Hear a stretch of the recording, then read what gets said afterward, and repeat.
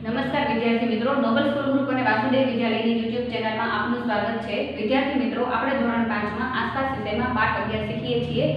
હવે એમાં આપણે પાના નંબર 109 ઉપર પહોંચ્યા છીએ। તો તમે તમારું પાઠ્યપુસ્તક ખોલો। એમાં આપણે પાના નંબર 109 ઉપર પાઠ જોઈએ અને એમાં આપેલા પ્રશ્નોના જવાબ આપણે લખીશું।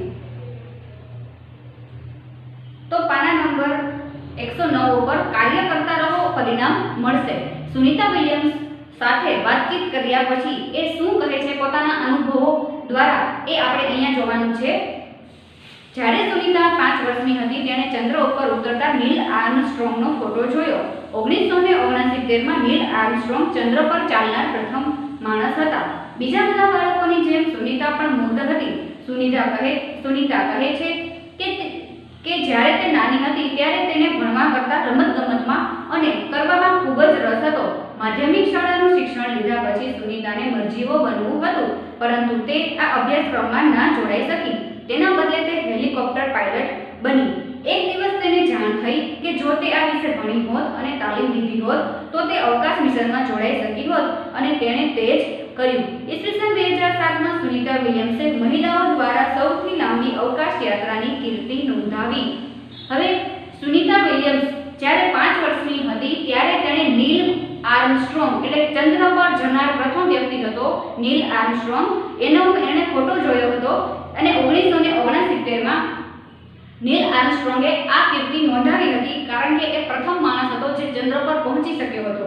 પછી બીજા બધા બાળકોની જેમ સુનિતા પણ મુગ્ધ હતી કે આ બધું કેવી રીતે શક્ય છે કે માણસ ચંદ્ર સુધી પહોંચી શકે। ત્યારે તેને ભણવામાં રસ ન હતો। જ્યારે 5 વર્ષની હતી ત્યારે એને ભણવામાં બિલકુલ રસ ન હતો। તેને તો ફક્ત રમવામાં અને તરવામાં એટલે કે પાણી સ્વિમિંગ શીખવામાં જ ખૂબ રસ હતો અને માધ્યમિક શાળાનું શિક્ષણ એણે લીધું પછી એને શું બનવું હતું? મરજીવો એટલે દરિયામાં શોધખોળ અંદરના જે કરે છે દરિયાના પાણીમાં જઈને એવું એને બનવું હતું, પરંતુ એના અભ્યાસક્રમમાં જોડાઈ શકી નહીં। એનું કંઈક કારણ હશે કે જેથી એ મરજીવો ન બની શકી, પરંતુ તેના બદલે તે શું બની? Helicopter pilot. એને જાણવા મળ્યું કે જો તેણે આ તાલીમ લીધી હોત તો એ અવકાશ મિશનમાં જોડાઈ શકી હોત અને પછી તેણે શું કર્યું? પછી તેણે એ જ કર્યું। અવકાશ મિશનમાં જોડાવા માટે તેણે તેની તાલીમ શરૂ કરી।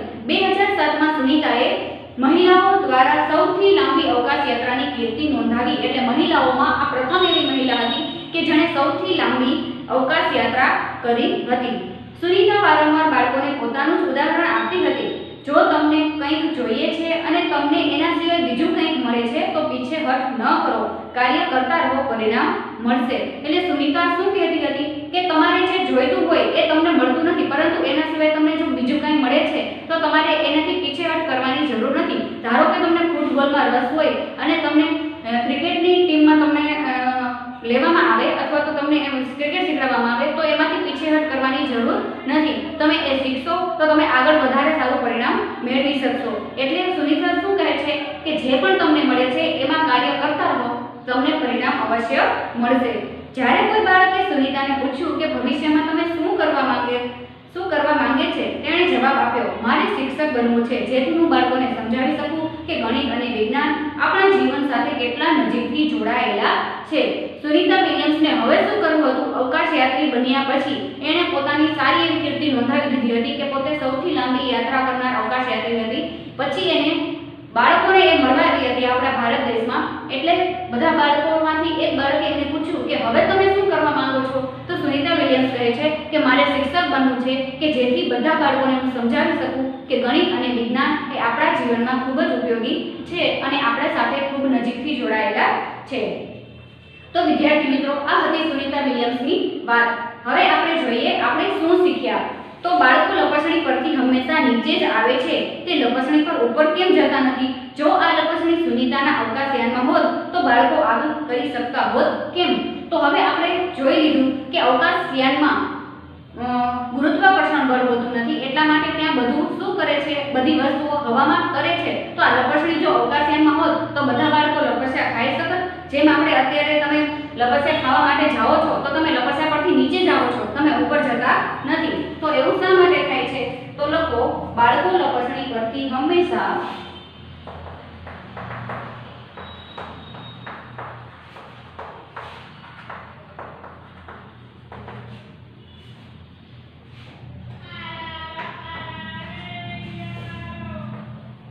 ઉપરથી નીચે ગુરુત્વાકર્ષણ બળના લીધે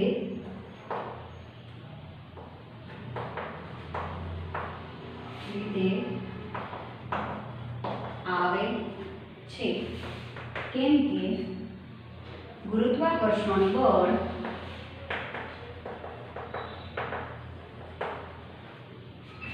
ઉપરથી નીચે તરફ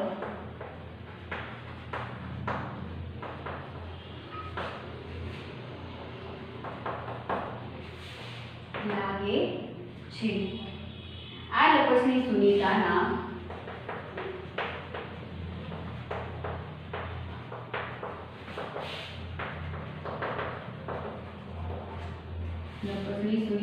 અવકાશયાનમાં હોત તો બાળકો લપસણી પરથી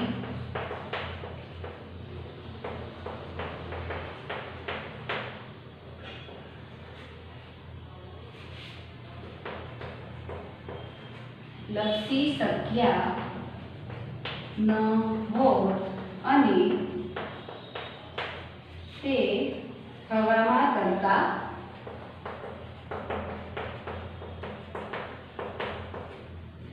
હોત, કારણ કે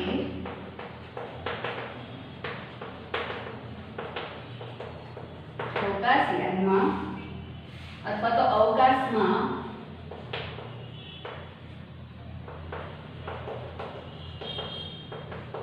ગુરુત્વાકર્ષણ બળ નથી। એટલે અવકાશમાં ગુરુત્વાકર્ષણ બળ હોતું નથી, જેને લીધે બાળકો જો કદાચ અવકાશયાનમાં લપસણી પર લપસ્યા ખાતા હોત તો એ શું કરત? હવામાં તરવા માંડ્યા હોત। હવે એના પછીનો પ્રશ્ન છે કે આપણે તારાઓ રાત્રે જોઈ શકીએ છીએ, રાત્રે જ કેમ જોઈ શકીએ છીએ? તો એનો જવાબ લખીએ। મેં તમને ગયા વિડિયોમાં સમજાવ્યું હતું કે શું કામ આપણે દિવસે તારાઓ જોઈ શકતા નથી, તો લખો તારાઓની સરખામણીમાં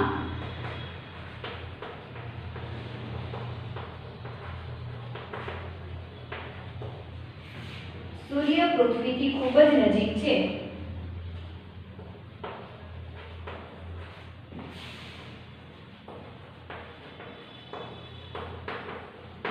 ખૂબ જ નજીક છે।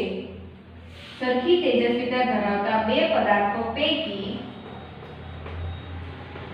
સરખી તેજસ્વીતા ધરાવતા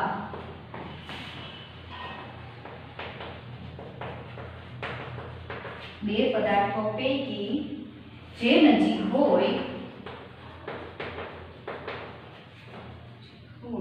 તે વધારે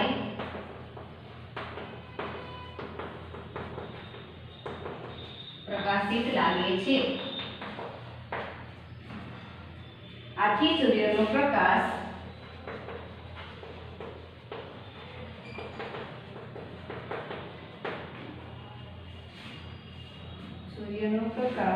તારાઓના પ્રકાશ કરતા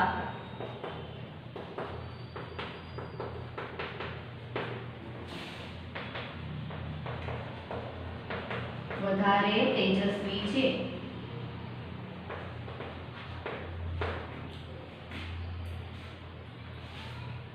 આથી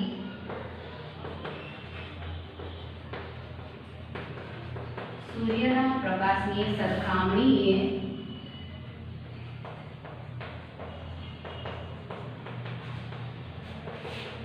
તારાઓનો પ્રકાશ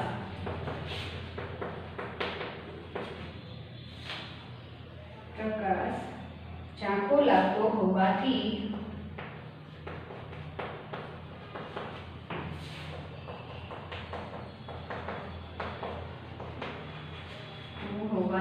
આપણે દિવસે આકાશમાં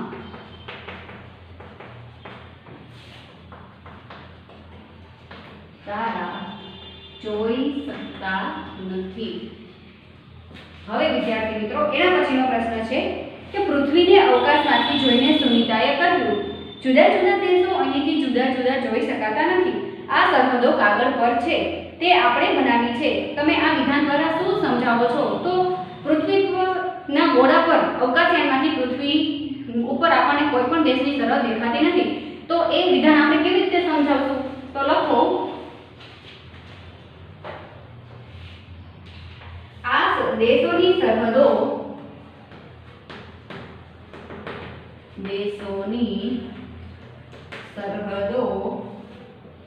માનવીઓ દ્વારા પોતાના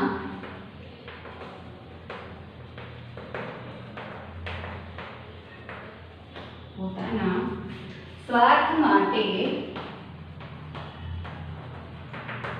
બનાવવામાં આવી છે. પ્રકૃતિએ ધરતી પર, પ્રકૃતિ એટલે કુદરતે ધરતી પર કોઈ સરહદો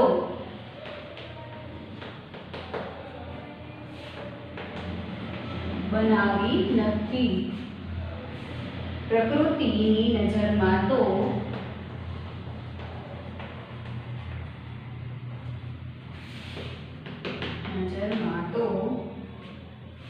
બધા પૃથ્વીના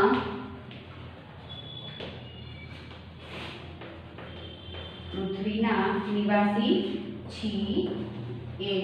તો આપણે શું સરહદો ફક્ત આપણી અનુકૂળતા માટે અને લોકોના સ્વાર્થ ખાતર જ બનાવવામાં આવી છે. વિદ્યાર્થી મિત્રો, આપણે અહીંયા આ પાઠ પૂર્ણ કરીએ છીએ, પરંતુ એક વધારાનો પ્રશ્ન હું તમને લખાવું છું. એ છે તફાવત. સૂર્ય અને ચંદ્ર વચ્ચેનો અને પૃથ્વી અને ચંદ્ર વચ્ચેનો તફાવત આપણે લખી લઈએ, જેથી તમને વધારે ખ્યાલ આવે. આપણે અહીંયા લખીએ તફાવત લખો, એમ પ્રશ્ન લખવાનો છે. પછી આવી રીતે બે પાર્ટ પાડો. આપણે અહીંયા લખીએ સૂર્ય અને ચંદ્ર. આ પહેલો તફાવત છે. પછી આપણે બીજો તફાવત લખીશું. પહેલા સૂર્ય શું છે? તો લખો સૂર્ય તારો છે. ચંદ્ર એ પૃથ્વીનો ઉપગ્રહ છે. ચંદ્ર એ પૃથ્વીનો ઉપગ્રહ છે. પછી બીજું લખો સૂર્ય સ્વયં પ્રકાશિત છે.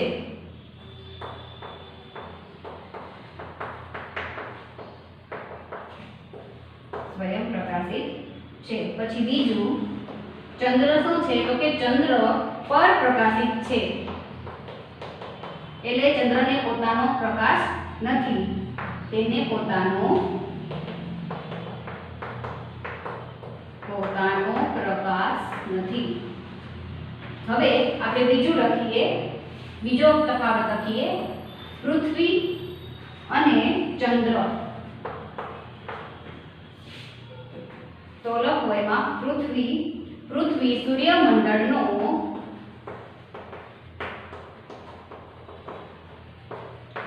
એક ગ્રહ છે. તો ચંદ્ર શું છે? એમાં આપણે પહેલો પોઈન્ટ લખીએ. તો લખો ચંદ્ર એ પૃથ્વીનો ઉપગ્રહ છે.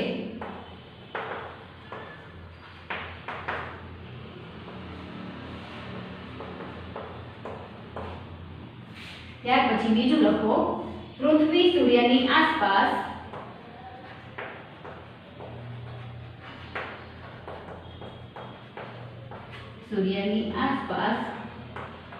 પરિક્રમણ કરે છે. પછી ચંદ્રમાં બીજો પોઈન્ટ લખો ચંદ્ર પૃથ્વીની આસપાસ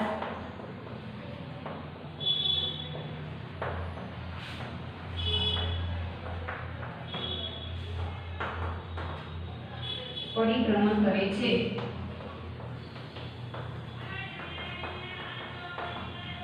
વિદ્યાર્થી મિત્રો, પહેલા તમે આ પ્રશ્ન લખી લો.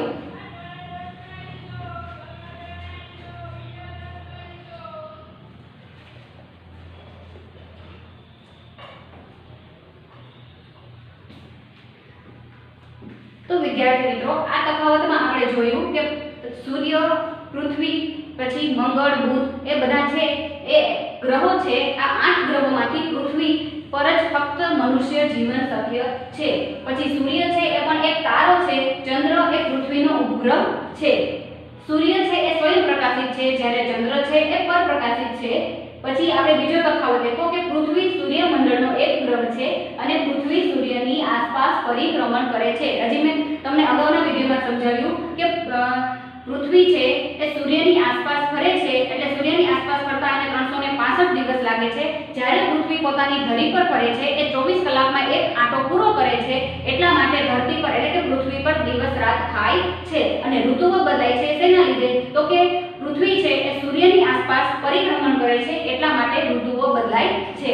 પછી ચંદ્ર એ પૃથ્વીનો ઉપગ્રહ છે અને ચંદ્ર છે એ પૃથ્વીની આસપાસ પરિભ્રમણ કરે છે. તો ચંદ્ર છે એ પણ પોતાની ધરી પર ફરે છે અને પૃથ્વીની આસપાસ પરિભ્રમણ કરે છે.